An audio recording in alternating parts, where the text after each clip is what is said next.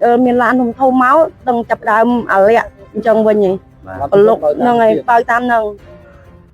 chẳng nên miền Lan miền tàu vượt na tràn hô hai trong thành tràn cha hô hai mong តាមដែលខ្ញុំតាក់ទងទៅលោកអភិបាលលោកចៅសង្កាត់មុននេះតិចដែរគាត់ថាផ្លូវនេះគាត់មានកម្រងហើយគឺប៉ុន្តែគាត់អត់បានជម្រាបប្រាប់ដែរថាថ្ងៃណាបានធ្វើទេអញ្ចឹងមានតែជារដ្ឋគាត់ចង់សនំពរដល់លោកចៅសង្កាត់ឲ្យជួសជុលឲ្យថែមឲ្យចាឲ្យអ៊ំលោកចៅសង្កាត់ជួយពលឿនឲ្យលឿនកាន់តែលឿនកាន់តែល្អចាក៏យូរហើយអ៊ំអើយគេឡើង 4-5 ឆ្នាំហីចាហេងកម្រងក្បែរហ្នឹងគេសាងសង់ឲ្យអស់ចាតែនៅផ្លូវនេះនៅហ្នឹងហើយផ្លូវនេះយូរព្រោះអីតាមនោះអីគេធ្វើស្អាតអស់ហើយផ្លូវបេតុងស្អាតហើយនៅតែចូលមកតាមនេះយូរនិយាយទៅគឺអត់ឃើញធ្វើហ្មងបាទចាលើគាត់ថាធ្វើតែអត់ឃើញសូមឲ្យអ៊ំមកជួយបង្រឹងតាមផ្លូវហ្នឹងមកឲ្យស្អាតមកព្រោះចាជួយពលឿនបាទគ្រប់នឹងជំរាបសួរដល់សម្ដេចទ្រង់ឯកឧត្តមលោកស្រីនាងកញ្ញាបងប្អូនប្រិយមិត្តទស្សនិកជនជាទីគោរពដែលនិយមរកតាមដានទស្សនាការផ្សាយចេញពីអង្គភាពសារព័ត៌មាន Nationally បាទថ្ងៃនេះបាទគឺនៅថ្ងៃទី 17 ខែ 10 ឆ្នាំ 2025 បាទមានជាប្រវត្តិដែលរស់នៅក្នុងតាមដោយផ្លូវ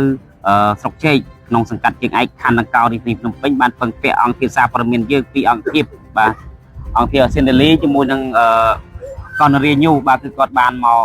ដោយសំណុំពរដល់រាជរដ្ឋាភិបាលដូចជាលោកចៅសង្កាត់ដែលនៅនេះជួយជួសជុលផ្លូវមួយខ្សែដែលមានការខូចខាតខ្លាំងមែនទែនបាទគឺមានការខូចខាតគឺគាត់បានសំណុំពរឲ្យជួយឈូសឆាយដើម្បីឲ្យមានការស្រួលធ្វើដំណើរផងដែរបាទហើយអង្គភាពយើងបានតាក់ទងលោកចៅសង្កាត់ដែរថាផ្លូវនេះគាត់នឹងមានកម្រោងធ្វើហើយតែអត់ទាន់បានគាត់មិនទាន់មកបញ្ជាក់ទេថានឹងជាកម្រោងធ្វើថ្ងៃណាទេតែជាប្រវត្តិក៏ស្នើសុំឲ្យយើងគឺផ្សព្វផ្សាយនឹងដើម្បីឲ្យស្នើឲ្យបានលឿនទីទៅដោយសារមានការកត់រហូតតែអត់ដែរឃើញមកធ្វើចាំមកយូរហើយព្រោះអីគេតម្លាក់ឡើងហ្មង3-4-5 ឆ្នាំហីផ្លូវហ្នឹងផ្លូវនេះគេហៅផ្លូវគេនៅស្រុកអីសង្កាត់ស្រីខាងស្រុកជែកសង្កាត់ហ្នឹងហើយខ្ញុំដូចជាអត់សូវដឹងច្បាស់ទេព្រោះខ្ញុំដឹងនៅហ្នឹងខាងភូមិស្រុកជែកអញ្ចឹងចាស្រុកជែកជើងឯកសង្កាត់ជើងឯករាជខណ្ឌដង្កោរាជធានីភ្នំពេញផ្លូវដែលខូចខាតហ្នឹងតើបងនៅហ្នឹងថាប្រហែលជាខូចប្រហែលឆ្នាំហើយខ្ទង់ជា4-5 ឆ្នាំហីបង4-5 ឆ្នាំហើយចា4-5 ឆ្នាំហីគឺអាលាក់អញ្ចឹងរហូតឈូឆាយតាមតិចទៅបានតែខ្ទង់ជាកន្លះខែទៅមួយអាទិត្យគឺនេះទៀតហើយអាលាក់អញ្ចឹងទៀតមកអញ្ចឹងពីមុនមកមានខាងគេមានមកជួសជុលផ្លូវឬមកក៏យ៉ាងណាមានបងមានប៉ុន្តែគ្រាន់តែគាត់ឈូឆាយអាកន្លែងក្លុកហ្នឹងអាកន្លែងក្លុកចាក់សុំទៅដល់នេះបាក់ជាមកជាសប្ថ្ងៃនេះតែខ្ញុំបានតាក់ទងទៅលោកចៅសង្កាត់គាត់ថាផ្លូវនេះគេមានកម្រោងហើយតែមិនដឹងថ្ងៃណាគេបានជួសជុលអញ្ចឹងមានបងស្នើសុំបន្ថែមថាឲ្យបានលឿននេះយ៉ាងណាបាទសុំទៅចៅសង្កាត់ឲ្យជួយឲ្យបានឆាប់ការពិបាកមែនទែនthìបានជាប្រវត្តិដែលគាត់នៅក្នុងភូមិហ្នឹងគាត់បានស្នើមកអង្គភាពយើងឲ្យជួយផ្សព្វផ្សាយដើម្បីឲ្យដឹងដល់លោកចៅសង្កាត់ក្នុងសង្កាត់សង្កាត់ជើងឯកខណ្ឌដង្កោរាជធានីភ្នំពេញបាទយើងឃើញថាមានការពិបាកធ្វើដំណើរមែនទែនបាទបងប្អូនប្រិយមិត្តបាទដូចជា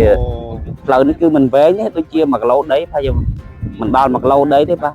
ប្រហែលជា500 ទៅ 600 ម៉ែត្រទេហើយយើងឃើញថាមានការពិបាកមែនទែនធ្វើភ្លាមម្ដងនោះគឺលិចក្លុកthì ថាយូរឆ្នាំហើយបាទផ្លូវនេះខូចខាតយូរឆ្នាំហើយយើងមិនដឹងថាមានកម្រោងជួសជុលនឹងពេលណាទេបាទដោយសារតែគាត់ធ្វើដំណើរពិបាកខ្លាំងមែនទែនក្លុកមែនទែនបាទនេះគឺភ្លៀង2 ថ្ងៃម្សិលមិញអីហើយឥឡូវចាប់ដើមមានដក់ទឹកព្រាតតែម្ដងបាទគឺដក់ទឹកតាមផ្លូវក្លុកគឺដូចរងបែកក្លុកបែកខុំតែម្ដងគឺដក់ទឹកបាទហើយបើសិនតែអត់មានភ្លៀងទេគឺហុយតែម្ដងបាទហុយងឹតផ្ទះបងប្អូនជារដ្ឋដែលនៅទីតាំងនេះគឺពិបាកធ្វើដំណើរមែនទែនthìពិបាករស់នៅបាទដោយសារតែឃើញមានការហុយផងទឹកក្លុកជាច្រើនបើសិនជាមិនមានភ្លៀងគឺដឹងថាក្លុកតែបើសិនជាមេឃរាំងគឺមានការកម្ដៅស្ងួតដីនេះគឺមានការហុយបាទគឺផ្ទះមួយគឺគាត់បិទទ្វារចង់ឲ្យហុយចូលបាទគឺមានការខូចសុខភាពរបស់គាត់មែនទែនបាទអាដីកម្ទេចដីហុយហើយឡានធំក៏បើកតាមនឹងមានការខូចខាតដល់អញ្ចឹងក៏គាត់ស្នើសុំឲ្យអង្គភាពយើងជួយផ្សព្វផ្សាយបាទជួយផ្សព្វផ្សាយដើម្បីឲ្យដឹងដល់អ្នកលើដែលគាត់បានចុះមកមើលត្រួតពិនិត្យថាជួយផ្សព្វផ្សាយជួយជួសជុលផ្លូវមួយខ្សែនេះផងបាទដើម្បីឲ្យមានការជាប្រវត្តិគាត់ធ្វើដំណើរបានស្រួលផងបាទហើយយើងគាត់ថាជាអ្នកព័ត៌មានផ្សព្វផ្សាយផ្លូវ ដើម្បីឲ្យដឹងដល់អ្នកលើគាត់ជួយមើលជួសជុលដល់ជាប្រវត្តិដែលធ្វើដំណើរនេះផងបាទដោយសារនេះគេក្នុងមួយកន្លុកនេះគឺទឹកជ្រៅមែនទែនបាទទឹកជ្រៅមើលគាត់ថាឃើញម៉ូតូបើកមកគឺឡើងលិចម៉ូតូបាត់ហើយបាទបាក់ធ្វើដំណើរ